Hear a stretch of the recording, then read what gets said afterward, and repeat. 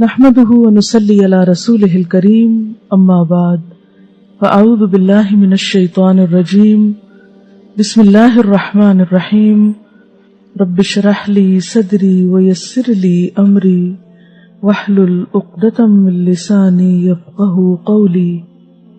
وضو طہارت کرنے سے ہاتھ، منہ اور پاؤں کے تمام صغیرہ گناہ معاف ہو جاتے ہیں۔ حضرت عبداللہ السنابحی رضی اللہ تعالی عنہ کہتے ہیں کہ رسول اللہ صلی اللہ علیہ وسلم نے فرمایا، جب مومن آدمی وضو کرنے کے لیے کلی کرتا ہے تو اس کے منہ کے صغیرہ گناہ ختم ہو جاتے ہیں، جب ناک صاف کرتا ہے تو ناک کے گناہ معاف ہو جاتے ہیں، جب چہرہ دھوتا ہے تو چہرے کے گناہ ختم ہو جاتے ہیں، حتیٰ کہ آنکھوں کی پلکوں کے گناہ بھی ختم ہو جاتے ہیں۔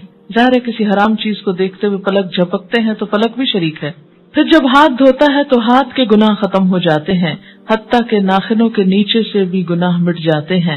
پھر جب آدمی سر کا مسح کرتا ہے تو سر کے گناہ معاف ہوتے ہیں، حتیٰ کہ کانوں کے گناہ بھی مٹ جاتے ہیں۔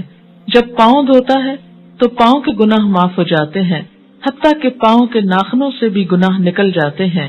وضو کے بعد آدمی مسجد کی طرف آتا ہے اور نماز پڑھتا ہے تو یہ سارے اعمال اس کی نیکی میں اضافہ یعنی بلندی درجات کا باعث بنتے ہیں۔ اسے نسائی نے روایت کیا ہے۔